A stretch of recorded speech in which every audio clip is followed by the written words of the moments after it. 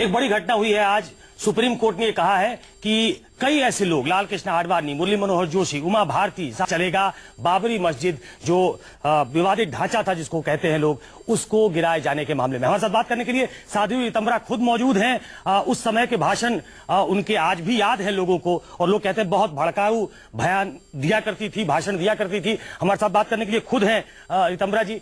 साध्वी रितंबरा, आपने सुना होगा कि क्रिमिनल कॉन्स्पिरेसी का केस चले, ऐसा सीबीआई का मत था और सुप्रीम कोर्ट ने उसको एंडोर्स किया है।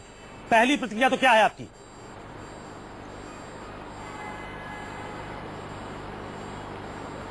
आवाज नहीं आ रही। मेरी आवाज मिल रही है? मैं फिर से एक बार कोशिश करता हूं। साध्वी, आपको मेरी आवाज मिल रही है रितंबरा जी? जी हाँ, बोलिए। सीबीआई ने कहा है रितंबरा जी कि आप पे क्रिमिनल कॉन्स्पिरेसी मतलब 120 बी का मामला बनता है। सुप्रीम कोर्ट ने उसको एक्सेप्ट किया है। सीबीआई के का जो मंतव्य था पूरे मामले में कि जो विवादित ढांचा जिसको आप कहती हैं उसको गिराने में आपने कोई षड्यंत्रकारी भूमिका निभाई थी बाकियों के साथ। पहली प्रतिक्रिया आपकी। सबसे पहली बात तो यह है कि ढांचा गिराने में कोई भी साजिश नहीं की गई। दूसरा विषय यह है कि न्यायालय की व्यवस्था को हम मानते हैं, उसको मान्यता देते हैं, इसलिए सुप्रीम कोर्ट का जो भी निर्णय है वो सामने आएगा 2 साल बाद। दूध का दूध, पानी का पानी हो जाएगा। श्री राम जन्मभूमि पे भव्य मंदिर का निर्माण, इसका आग्रह करना, इसके लिए जन आंदोलन करना और इसके लिए जन जन के हृदय में इसको स्थापित करना, ना तो ये साजिश है ना अपराध है। ये हमारा हिंदू होने के नाते जन्मसिद्ध अधिकार है। बाकी रही न्यायालय की प्रक्रिया, वो चलेगी। हम लोग उस सारी प्रक्रिया से गुजरेंगे और 2 साल बाद फैसला जब आएगा उसको सारा संसार देखेगा। रितंबरा जी, लेकिन ऐसा क्यों लगता है आपको, सीबीआई को ऐसा क्यों लगा कि आप लोगों ने कोई क्रिमिनल कॉन्स्पिरेसी रची होगी? क्योंकि अपने स्टैंड पे कंसिस्टेंट है सीबीआई और सुप्रीम कोर्ट में इसमें मेरिट लगा सुप्रीम कोर्ट को, तो कुछ तो मामला ऐसा होगा जो इस तरफ इशारा करता होगा कि जांच इस तरह से की जाए, और उसमें सभी तमाम बड़े लोग हैं आपके साथ साथ। देख, 25 साल के बाद सीबीआई को ये लगने लगा, पहले सीबीआई अलग अलग जगह केस चला रही थी, अब सीबीआई उसको इकट्ठा करना चाहती है। अब ये बात तो सीबीआई से ही पूछना चाहिए। हमें न्यायालय की प्रक्रिया पे पूरा भरोसा है। जब उस प्रक्रिया से सारा ये विषय गुजरेगा, अपने आप सामने सारा विषय आ जाएगा। अपने आराध्य की जन्मभूमि पर मंदिर निर्माण कोई अपराध नहीं है, और अगर ये अपराध की श्रेणी में माना जा रहा है तो हमें इसकी कोई परहेज और कोई गुरेज, कोई अफसोस भी नहीं है। नहीं, आपका ये मत हो सकता है, आप वहां पे मंदिर बनाने के लिए आग्रह कर सकती हैं, आंदोलन भी कर सकती हैं, जन आंदोलन भी कर सकती हैं, लेकिन वहां पे एक ढांचा गिरा जिसको बाबरी मस्जिद कहते थे, जिसको आप विवादित ढांचा कहती हैं, और अब आप कह रही हैं कि सीबीआई को इतने साल के बाद ऐसा लग रहा है, तो सवाल एक उठेगा कि अब तो आपकी फ्रेंडली गवर्नमेंट है रितंबरा जी, अब तो आप ये भी नहीं कह सकती है कि विंडिक्टिव है, कि आप कहना चाहती है कि सीबीआई विंडिक्टिव है? नहीं, हम किसी को कुछ कहना ही नहीं चाहते। श्री राम जन्मभूमि के आंदोलन चला, हमने उसमें तन मन से, प्राणों से सहयोग किया। हम सबके ऊपर कार सेवकों के बलिदान का ऋण है। हम वहां मंदिर बनाना चाहते हैं। बाकी रही हमारी भूमिका की बात, षड्यंत्र करके, साजिश करके वो ढांचा गिराया गया, ऐसा कुछ भी नहीं है। और अगर सीबीआई हमें अपराधी कह रही है तो न्यायपालिका तय करेगी। 2 साल बाद निर्णय आएगा, सारा संसार देखेगा कि हमने षड्यंत्र किए थे या नहीं किए थे। ये तो न्यायपालिका की न्यायिक व्यवस्था जो है, उस प्रणाली में से सारा विषय गुजरेगा। हम लोग भी इंतजार कर रहे हैं। 25 साल तो हो गए, अब तो 2 साल की समय सीमा भी बांधी गई है। बहुत अच्छी बात है, अपने आप ही सच सबके सामने आएगा। रितंबरा जी, विनय कटियार जी, किसी पे कोई शंका या हमारी सरकार है, नई सरकार है, ये विषय नहीं है। रितंबरा जी, विनय कटियार जी आपके सहयोगी रहे उस आंदोलन में और बीजेपी के बड़े नेता हैं। उन्होंने कहा कि षड्यंत्र तो सीबीआई की जो जांच, सीबीआई जांच एजेंसी जो है उसमें कुछ षड्यंत्र लग रहा है मुझे, और इसकी जांच होनी चाहिए कि सीबीआई ऐसा क्यों कर रही है। आपके पुराने सहयोगी हैं वो मंदिर वो देश से। नहीं, विनय जी ने कहा है तो कुछ सोच के ही कहा होगा, उन्होंने कुछ अनुभव किया होगा, ये उनका अपना विचार है। सीबीआई के मामले में तो हमेशा सबको संशय रहता ही है, लेकिन न्यायपालिका पे हमें भरोसा है, इसलिए मैं कह रही हूं कि 2 साल में सब सामने आ जाएगा कि वहां बैठकर देश के इतना बड़ा प्रतिनिधित्व वहां था, वहां बैठकर वो षड्यंत्र नहीं कर रहा था, ना वहां साजिश रची जा रही थी। जो हुआ वो अकस्मात घटना थी, जो हुआ वो हिंदू समाज की भावनाओं के दमन का दुष्परिणाम था, जो जल जला बनकर फूटा और नेतृत्व करने वाले खुद भौचक्के थे कि ये क्या हो गया। इसलिए मैंने आपसे निवेदन किया कि न्याय व्यवस्था पर हमें भरोसा है, 2 साल में दूध का दूध पानी का पानी हो जाएगा। रीतम्बरा जी, ये बता दीजिए उस दिन क्या हुआ था? आप चूंकि वहां थी तो आपके मुख से ही सुनना चाहूंगा कि उस दिन हुआ क्या था। उस दिन जो हुआ था वो तो वर्णन से बाहर है, क्योंकि जो भी था वो संगठन की योजना में नहीं था। संगठन की योजना में कार सेवा का विषय था, लेकिन पूरी जनता के चित्त में इतना भारी आक्रोश था इस बात को लेकर कि संगठन ने जो निर्णय लिया उसके प्रति भी जनता में आक्रोश था। मैं आपसे निवेदन करना चाहती हूं आपके माध्यम से कि भारत की जो अस्मिता है वो किसी आक्रमणकारी आक्रांता के साथ नहीं जुड़ सकती, ना जोड़ी जा सकती है। हमारी अस्मिता, हमारी आस्था प्रभु के साथ, राम कृष्ण के साथ है, भारत के साथ है। आप कब तक तुष्टीकरण की राजनीति करके इस चीज को आंखों से ओझल किए रहोगे? नहीं रीतम्बरा जी, मैं चाहता हूं कि थोड़ा फ्लैशबैक में जाए, थोड़ा फ्लैशबैक में जाए। रीतम्बरा जी, आप उस दिन क्या हुआ, आप चूंकि वहां खुद मौजूद थी तो आप बता सकती हैं और उससे हम एक अंदाजे पे लगाना कोशिश करेंगे, एक कंक्लूजन पे पहुंचना चाहेंगे कि दरअसल ये सुनियोजित था कि नहीं। आपने जो देखा वो मुझे लगता है कि ये सारी विषय जब कोर्ट के सामने आएगा तो हम व्यक्त करेंगे। अब आप तो टाइल नहीं चला रहे हैं ना, लेकिन जो भी हुआ था वो इतना अचानक था, इतनी बड़ी जनता उस ढांचे की तरफ अग्रसर हो गई, उसके प्रति इतना मन के अंदर आक्रोश था।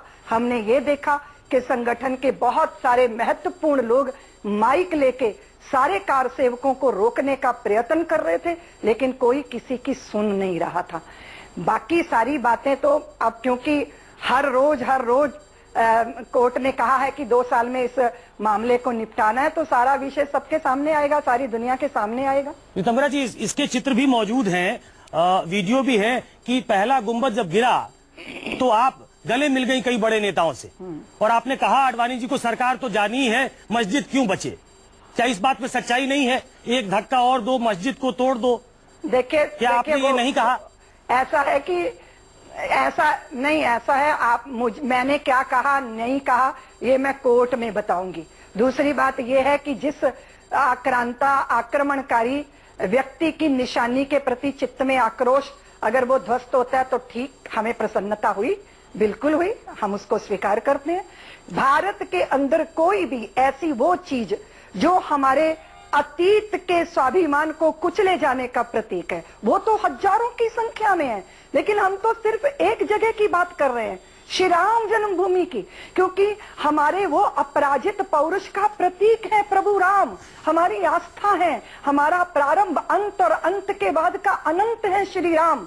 और अपनी आस्था को, अपनी उस आग्रह को, मेरे घर में घुसकर किसी ने मेरा घर तोड़ा, मैं अपना घर मांगूं, तो ये कोई अपराध नहीं है। और अगर अपराध की श्रेणी में ये आता है और इसकी कोई सजा भी है तो हमें स्वीकार है, क्योंकि हमारी पीढ़ियों ने 76 बार श्री राम जन्मभूमि के लिए संघर्ष किए हैं। 76 बार, 76 पीढ़ियां इसके लिए अर्पित हुई हैं। बाबर के मीर बांकी के लिए आसान नहीं था।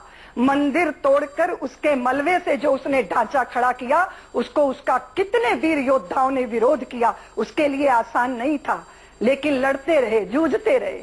76 बार आग्रह क्यों है? आप ये भी तो जानिए कि आग्रह क्यों है, क्योंकि वो श्री राम जन्मभूमि है और अभी तो न्यायालय ने भी उसको मान लिया है। बाकी रही हम लोगों की बात, अगर हमारे माथे पे अपराधी होने का लेवल चिपकाया जाता है तो हमें ये स्वीकार है, उसकी सजा कोई है वो भी हमें स्वीकार है, लेकिन वहां बैठकर ना कोई साजिश रची गई और ना कोई षड्यंत्र रचा गया।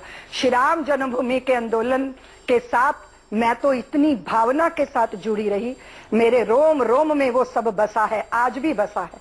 और हम लोगों ने भी आपके बहुत सारे वीडियो देखे हैं रितम्बरा जी, हम लोगों ने आपके बहुत सारे वीडियो देखे हैं। वो अयोध्या का है, मैं बात कहना चाहती हूँ, मेरे लिए वो दिल्ली का है, जहां भाषण दे रही हैं, तो बड़ा आग्रह है आपका राम मंदिर को लेके। लेकिन भाषण आपका भड़काऊ भाषण जो होता था, वो भी लोगों के दिल में है, लोगों के मन में है कि आप एक समाज विशेष को भड़काने की चेष्टा आपकी होती थी। उसको आप देखिए, आप उसको भड़काऊ कहिए, जो मर्जी कहिए, आप उसको कोई लेवल दीजिए, आप उसके लिए किसी भी तरह के शब्द का उपयोग कीजिए, लेकिन मैं स्पष्ट हूं, हम अपने राष्ट्र जागरण की भूमिका में इस देश की धूल फांकते रहे, क्योंकि भारतीय जनमानस, अपने भारतीय उस जनमानस के साथ जोड़ने का प्रयत्न करते रहे जो हमारी अपनी पहचान है। अपनी पहचान के बिना जिंदा रहने का कोई अर्थ नहीं है।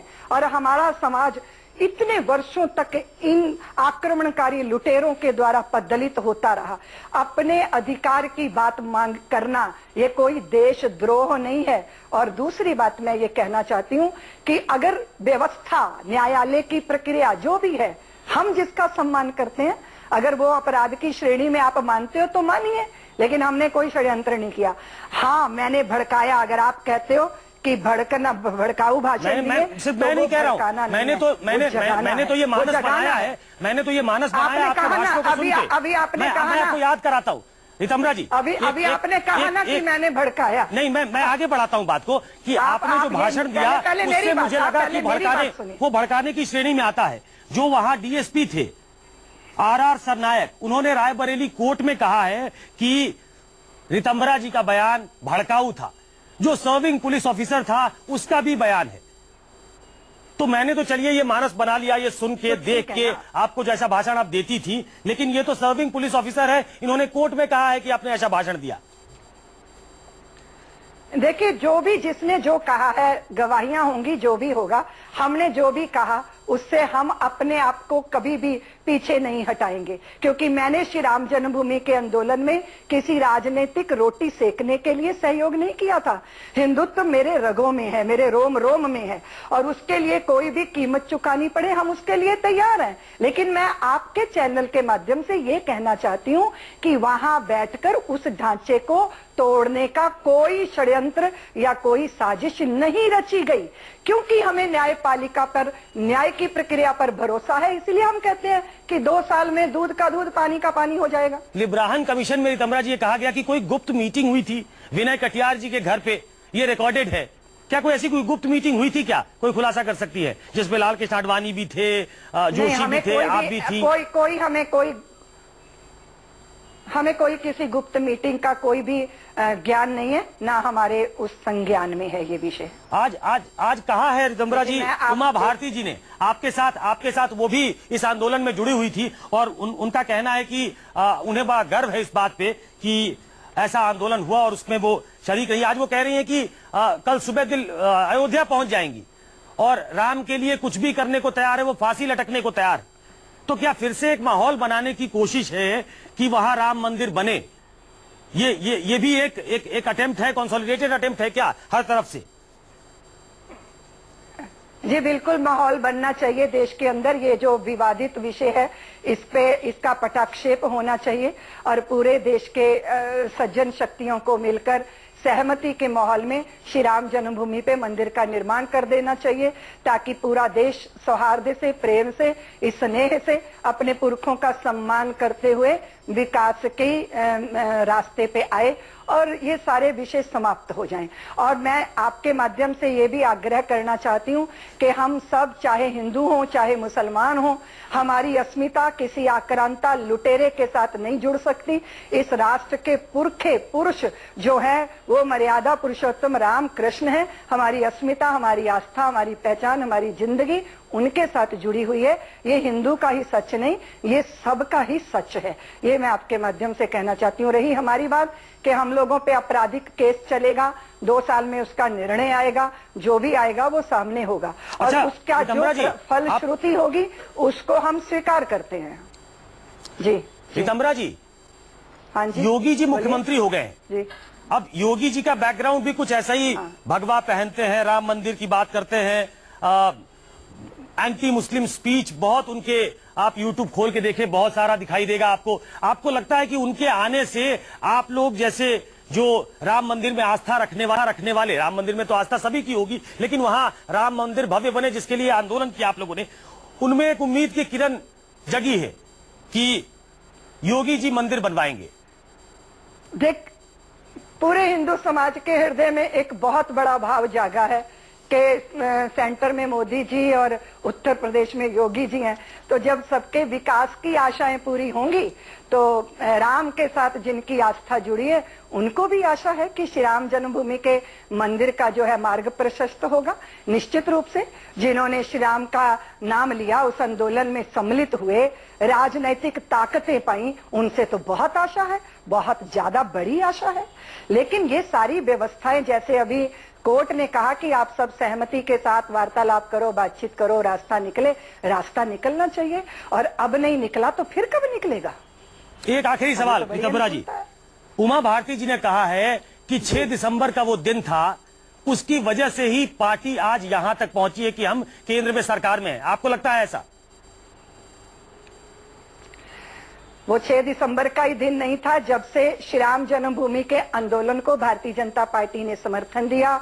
आडवाणी जी रथ लेकर निकले, क्योंकि संसद में भारतीय जनता पार्टी के 2 सदस्य थे और श्री राम जन्मभूमि का आंदोलन चला, देश के अंदर वातावरण बना, भारतीय जनता पार्टी खुल के उसके साथ आई और उसका प्रतिसाद मिला कि इतनी बड़ी संख्या में भारतीय जनता पार्टी को समर्थन मिला और पार्लियामेंट में उनकी बहुत भारी उपस्थिति हुई। उसके पीछे उस आंदोलन का बहुत बड़ा हाथ है और उसके पीछे कारण है कि बाकी राजनीतिक पार्टियां उस आंदोलन का, उस अभियान का विरोध करती रही और भारतीय जनता पार्टी का नेतृत्व जो है उसके पक्ष में खुलकर आया, सामने आया, अपनी स्पष्टता व्यक्त की और जनता ने सर पे माथे पे बैठा लिया।